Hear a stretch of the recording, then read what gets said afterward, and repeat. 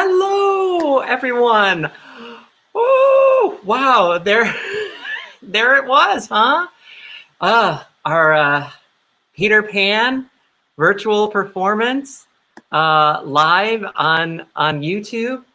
Thank you, everyone, so much for watching. Thank you so much for commenting. It was so neat to see those comments come in too, and people clapping that they believed in fairies and bringing Tinkerbell to life.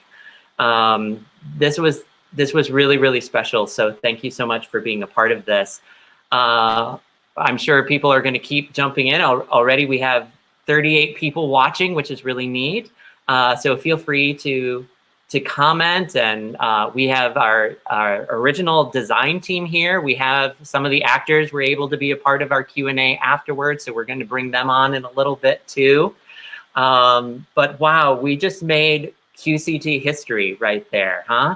Our very first virtual performance, right? We say unprecedented times call for unprecedented theater, and we just did it. Yay. So thank you, audiences, for being a part of this and supporting Quincy Community Theatre right now. I want to give a shout out to State Street Bank. Actually stepped up as a sponsor of our virtual programming for our QCT at home. So thank you, State Street Bank, for walking alongside us in this new journey. Thank you for that. We are just thrilled with that. So thank you, State Street Bank. If you missed the little opening, by the way, you might be wondering what was I doing there? So I want to give a shout out to Alex Goff, who was the original Mr. Darling and Captain Hook. And we had, I think, 3 rehearsals, and Alex was able to be at the second rehearsal, and then it just wasn't working out with his schedule. So Alex is a member of the Illinois Senate Democratic Caucus staff, and he has been working overtime and past 10 o'clock, and it just wasn't working out. So sort of at the last minute, he had to pull out, unfortunately.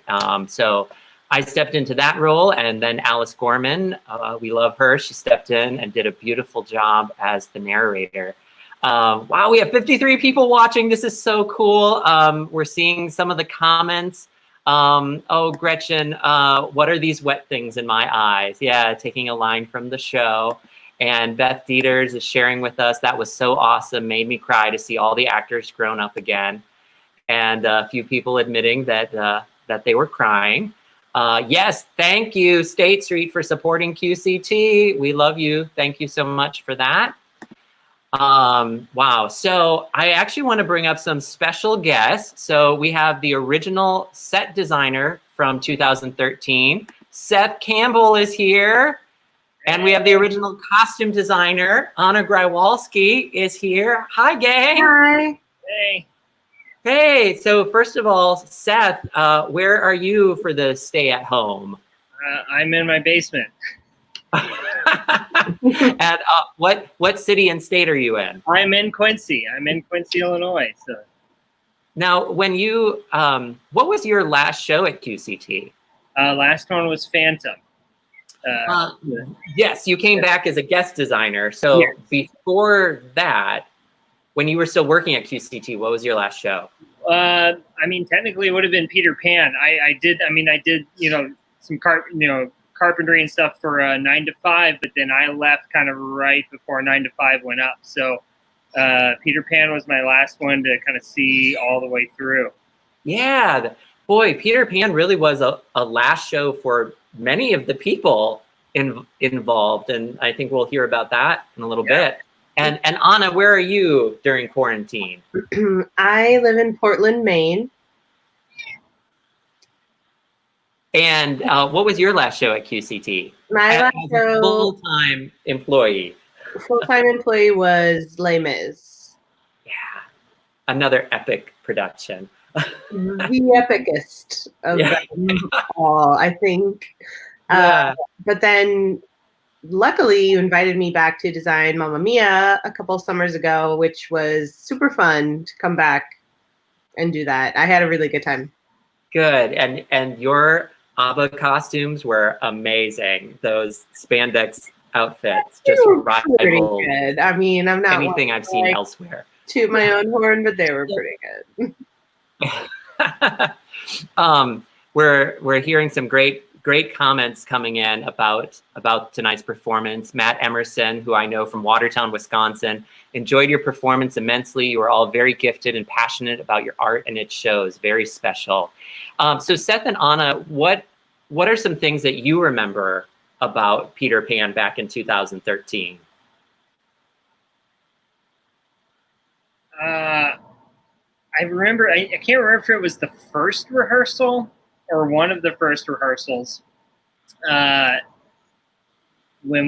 the design was kind of still in flex. We just brought a bunch of props into the room and had the actors just make stuff, like somebody make Nana, somebody make the crocodile, what's going to be a hook.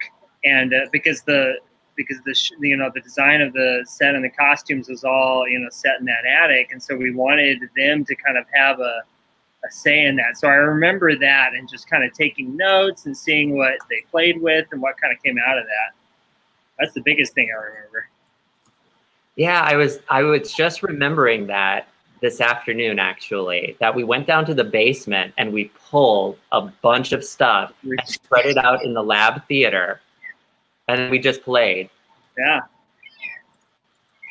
I was just telling someone today about how Nana ended up being that big dust broom. Yep. Yeah. And Anna, I probably have said this to you before, but I want to tell you again in front of all these people that I use you as an example. And I'm going to put up a picture from the original production. Okay. And they're the Lost Boys. And you had the idea of connecting them all to home. And you went with things that you would find around the house. And I remember after, I think, our first dress rehearsal, we were in our production meeting doing notes. And you had said, I don't know, the Lost Boys, I think I can do better. And I remember saying to you, oh, I thought they were good. And you said, no, I think it's missing something. I'm going to keep working on it. And you did. And the next day, they all came out wearing these hats that had the ropes on them and all these extra details. And that was a really important lesson for me as an artist, that we can always keep going and keep diving in and making our work richer and stronger and deeper. So thank you, Anna, for teaching me that back in 2013. I can't believe it's 7 years ago, honestly, but the fact that you remember and appreciate it is very important to me. So. Oh, well, thank you. Thank you. I want to flash up a picture as well from, there you kind of get to see the set. Let me see, let me take this thing out too. But there you get to see the beautiful set. We did it originally, we set it up in an attic. And Seth, you remember we would meet off-site to talk about this. Yeah. I think our first meeting was at a Starbucks, and it was like, we're meeting off-site to have these design meetings. Yeah, I remember that. We started pretty early too. Yeah, I was trying to remember when that was, when we started, but I think it was in April, wasn't it? Yeah, probably during Easter time.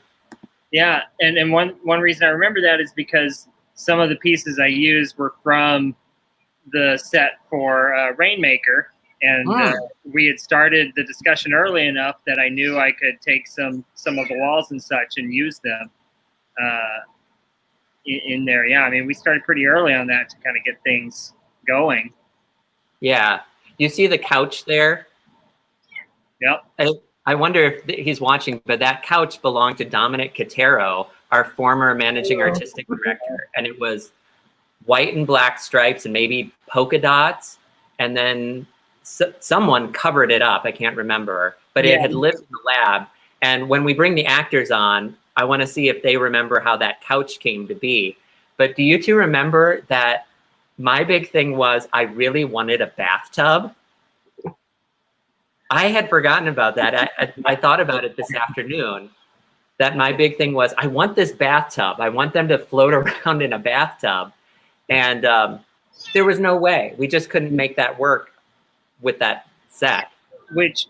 But then we got to do it in kind of the spiritual sequel to this, Peter and the Starcatcher. You finally got your bathtub. I know. I finally got my bathtub. The number of times I've needed a bathtub, not me, but like I've worked in a theater show that's needed a bathtub is ridiculous. Yeah. And up until last year, I had a cast iron bathtub that I needed to get rid of, and Lauren didn't want it because once you have one, you don't need more than one. Let's see. Now you can have all the bathtubs you want. Anna, a question for you. Can you talk about the design of Peter's icon vest? What was all on it, if you remember? Oh, I recall. Okay. Digging back in my brain, that's fully clogged now. There was something in the script about him, like keeping important things or little memorabilia or little things that were important to him. So I found all of these like buttons and acorn. Maybe was there something about an acorn? With the kiss, there was the thimble, and then he pulls off an acorn. And you're jogging my memory now, is that in the world of the play, as we had said it, we thought, well, this kid wouldn't have necessarily acorns. What would he have? Yes. Okay. So yeah, I found little knickknacks and things that I thought he would find important or something, a memory for him that he would keep with him. And they were held on, I think, with paper clips. Yeah, I think so. I think so. Oh, and so I'm going to make a surprise guest right here. Here is Mackenzie, who was Wendy, and look what she has. Oh, wow. I'm so bad at this. I'm not a YouTuber. There we go. This is the original kiss that he gave me on the stage. Yeah. And Jay, what original prop did you swipe? Yeah, I still got the sword. I used it in the Peter's original sword. Yeah.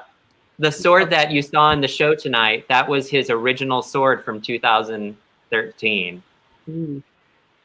I had to pretend to be a YouTuber to teach remotely this semester. Oh, of course. I'm not a good YouTuber. I think this was repurposed from Tom Sawyer.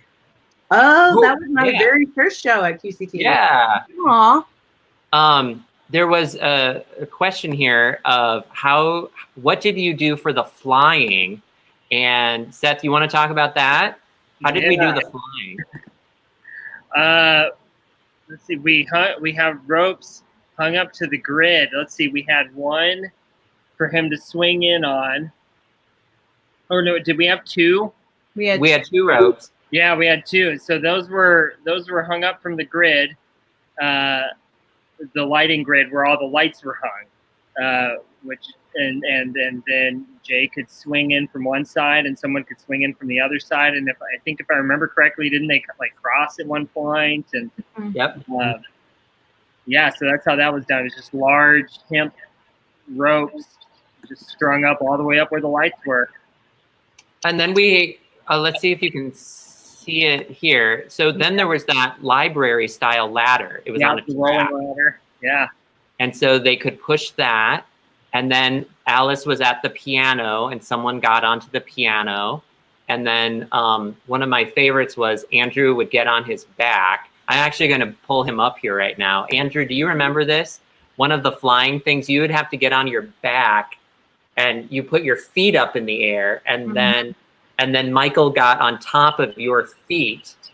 Kind of like the super baby Like kind of thing with kids. I don't remember. I don't. Oh no. Well, then I'm taking you out. My bad. I'll bring you back in a little bit. And Jay and Mackenzie, I'm going to bring you back in a little bit too. Let me see. I'm just going to see if, let me see. All right. So Seth and, oh, wait, I got rid of Anna. Oops. Cool. Yeah, I'm getting so excited here. But Seth and Anna, I'm going to send you on your merry way. But I thank you so much for popping in tonight and revisiting. And it was such a joy to do Peter Pan with you in 2013. An incredible theater memory for me. You two are just at the top of your game, extraordinary artists and collaborators. That imagination that you two had was so powerful, you know, and I think about what we created back then, and that I still I treasure it tremendously. So thank you so much. You're welcome. Yeah, I really enjoyed that one too. And yeah, good to see you guys again. Yeah. All right. Well, I think about all that I've been through since 2013 and all the people I've worked with. And I do have to say that both of you have been tremendously influential and will always remain important to me in my journey as an artist. And I really, really have enjoyed so much getting to collaborate with you. And I wish the best. Oh. And I'm so glad that you think of me, and you invited me back to QCT. That was great. And just doing this, everything is like fantastic. So always much love to QCT. Always an amazing place. Thank you. All right. Thank you, Seth. Thank you, Anna. And all right. So ladies and gentlemen, we're going to bring the cast back now. So you saw them reunite. The original cast from 2013. So here we go. I'm going to bring in Sierra Schnock and Alice Gorman. And Alice, you'll have to make sure you unmute your mic. And here's Andrew Clyett. And we have Jay and Mackenzie. Woo! Yay! All right, and a shout out to Wes and Courtney, who were not able to be part of the Q&A afterwards, and Odessa, who played Michael, was not able to be a part of the Q&A afterwards, and of course another shout out to Alex Goff, who could not be with us tonight. But gang, hi. Hi. So this is what we call the. In the theater, we have the afterglow, and since this is Peter Pan, this is the after crow. and I like to say that joke never gets old, just like Peter Pan. So, gang, first of all, I want to give a shout out to our stage management team of our original stage managers, Sharon Osmus. I believe it was her first time stage managing. And then there was the multi-talented Shelby Reese, who came on board as our assistant and just catch-all. Basically, she was just there for everything. Yeah. So, gang, what was it like to revisit Peter Pan 7 years later? It was a lot of feelings. It was excitement. It was like, oh wow, this is gonna be so fun. A little scary, like, oh my God, we haven't touched this material in 7 years. Is it still gonna click? Am I gonna remember everything? Is it gonna feel weird? So there was a lot of feelings in it, but overall it was really special to be all together again. And we found, I think, that it did click right back as a group, and that was really fun and just really special. Yeah, reading it felt so new. I wondered how I felt about the text 7 years ago. I can't imagine I understood it in the way that I feel like I did this time around. Absolutely. Yeah.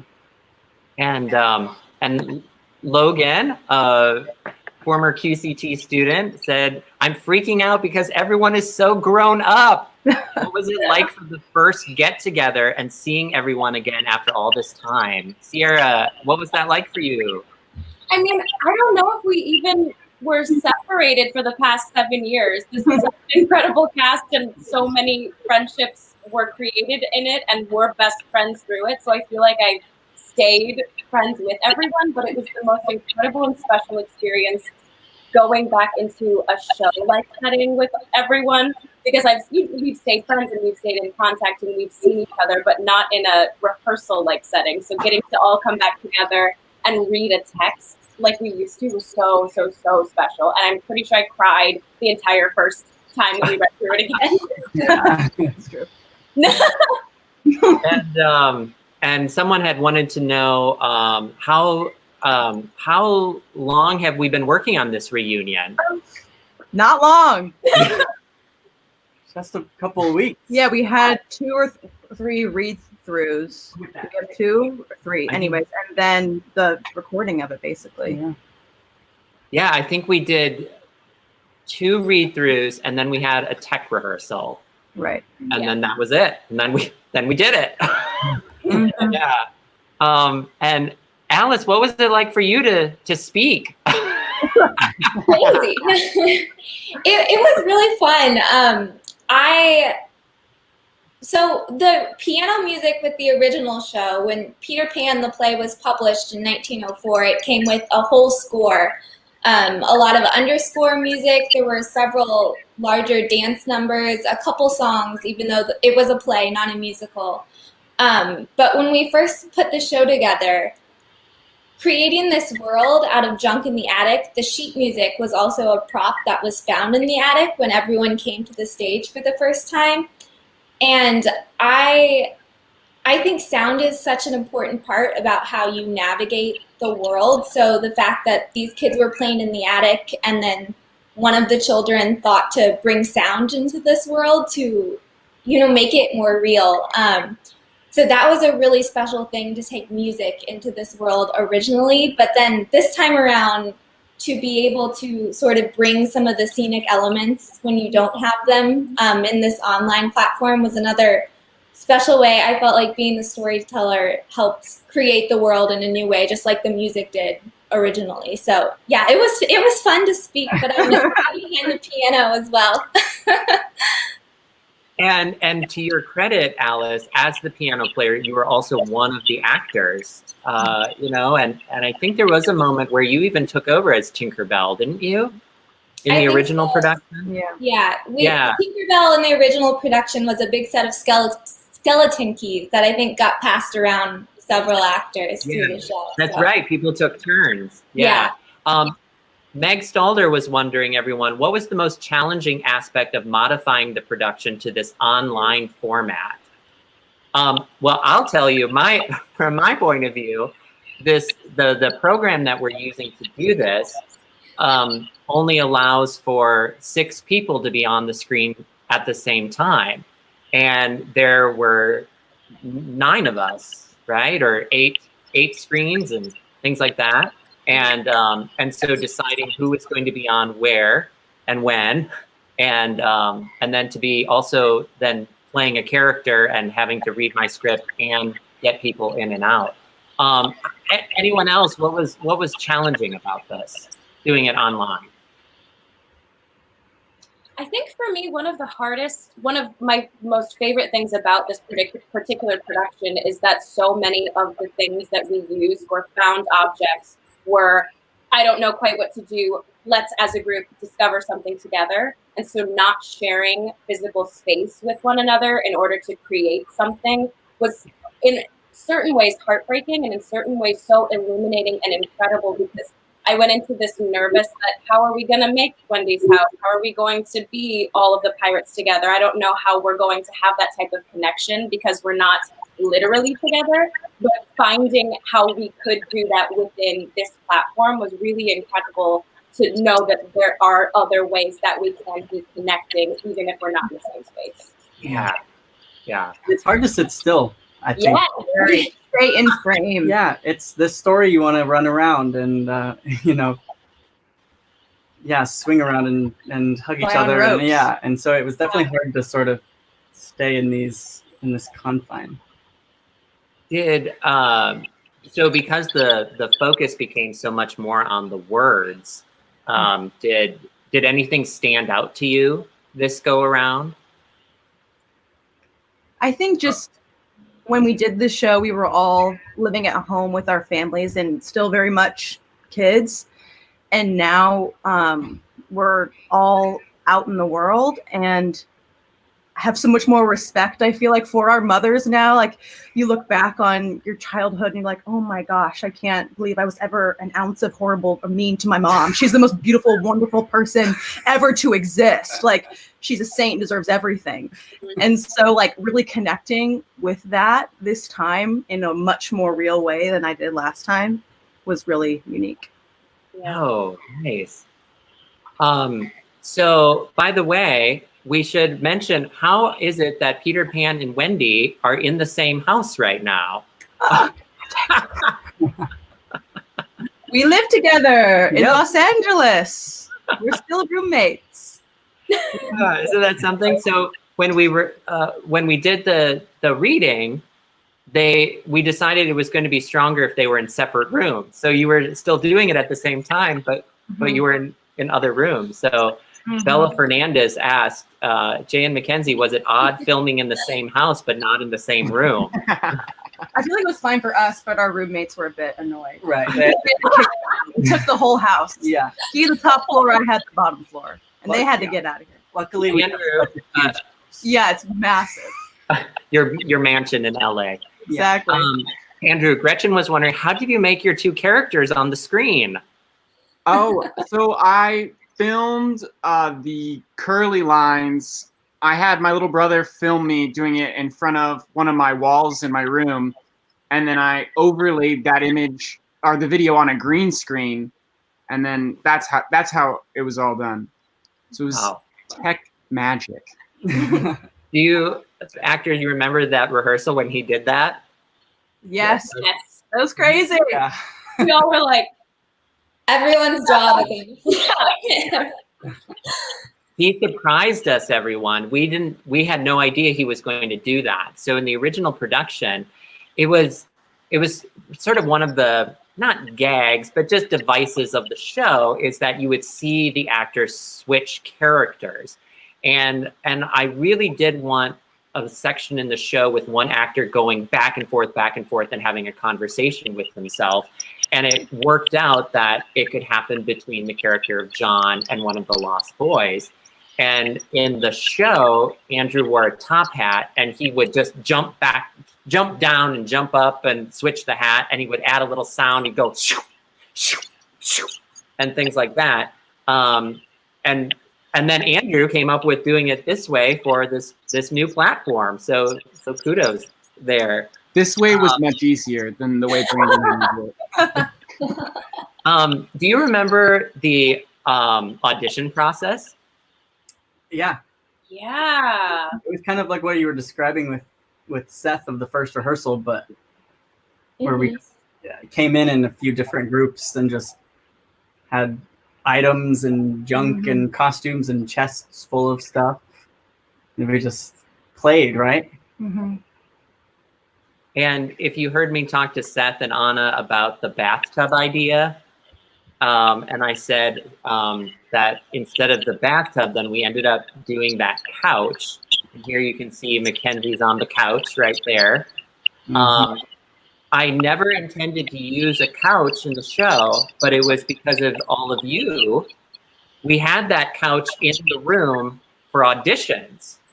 And many of you auditioned together, I think. You were in the same group.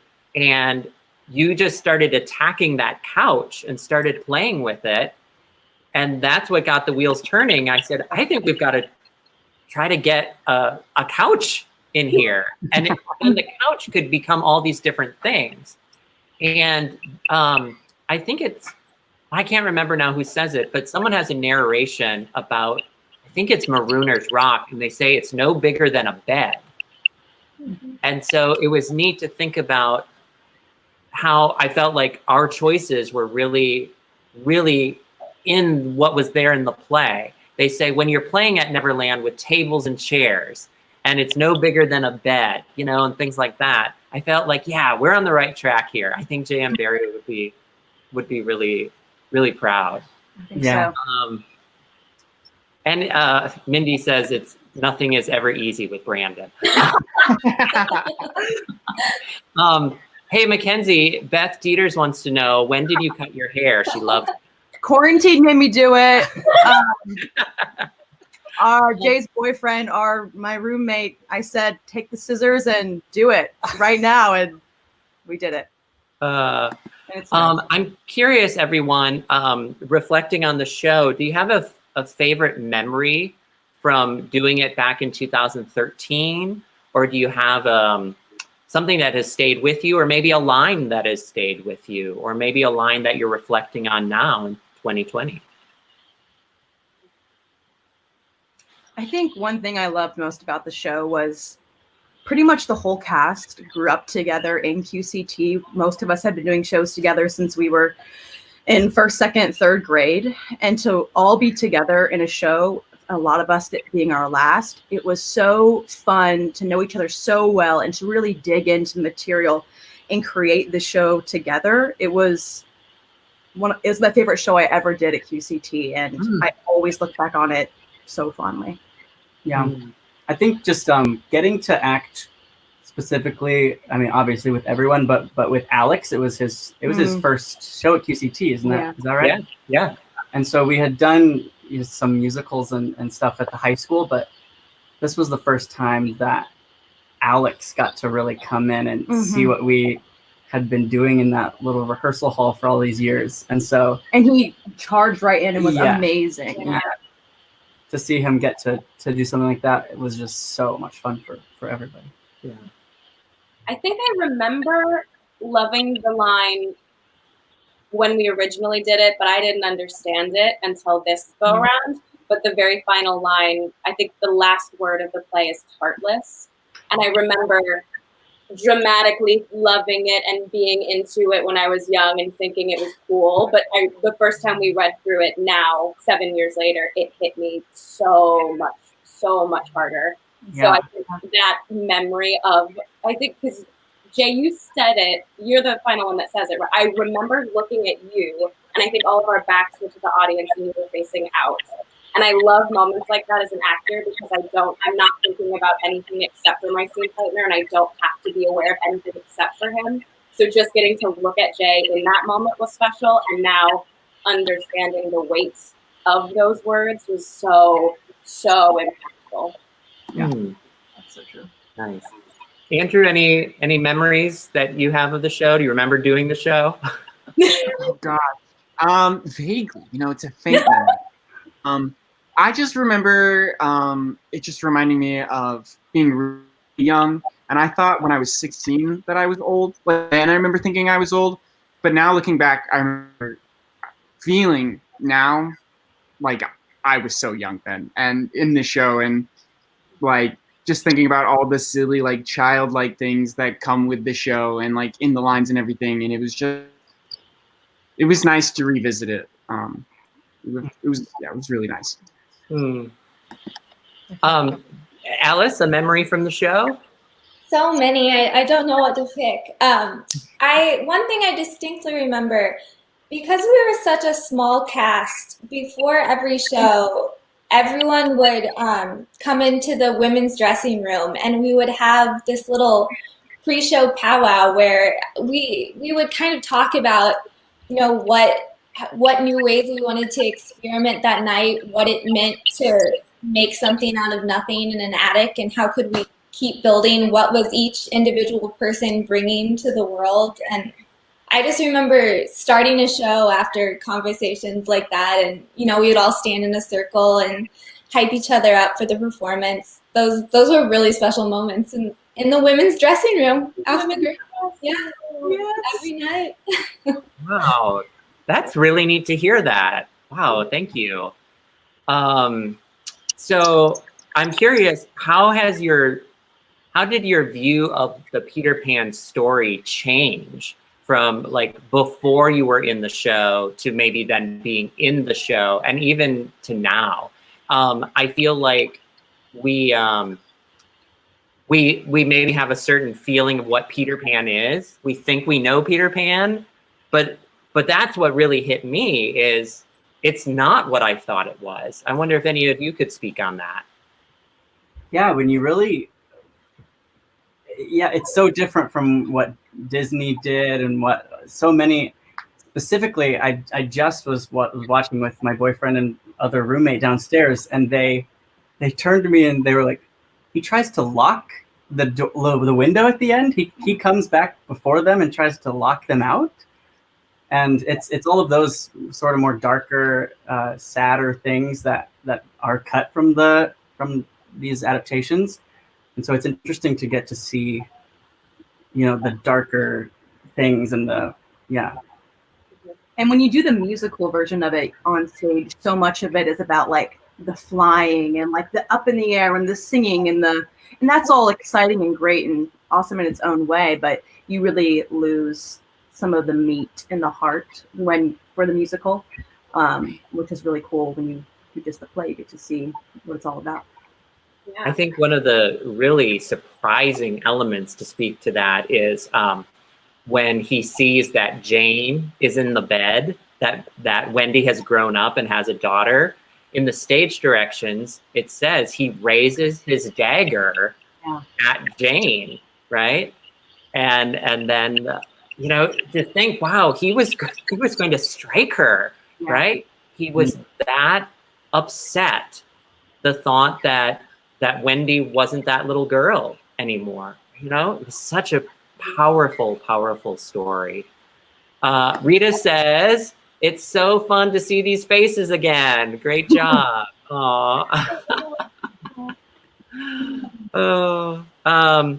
So gang, this has just been so special. So Anna is still here, so I'm going to bring Anna in again too. I hope that's okay, Anna, and that way we can all be together. So gang, it was just so neat to revisit Neverland with all of you, and thank you so much for your support of QCT.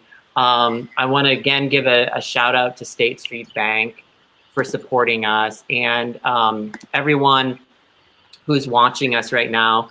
It's a strange time for theater, right? We have to just take a pause from being in the same room together. And so QCT is doing what we can to still engage and connect with you, tonight being our big launch for performances. But we ask that you consider going to this website, oneqct.org/ghostlight, to learn more about what's going on at the theater right now during these times where we have to be on hiatus from live in the room theater. And if you consider making a donation to help support QCT, and all of you actors, we thank you so much for your support for this QCT at home program. It was so neat to revisit it. And it's been so neat, as Logan said, love seeing you all again, miss you a lot. And Justin Twaddle saying, thanks for sharing your time and talents with us. And yeah, just great comments. Thank you so much, everyone, for your support of QCT and my Peter Pan group. It's just been a complete joy. So thank you so much. And Jay, how about give us one more crow? How about that?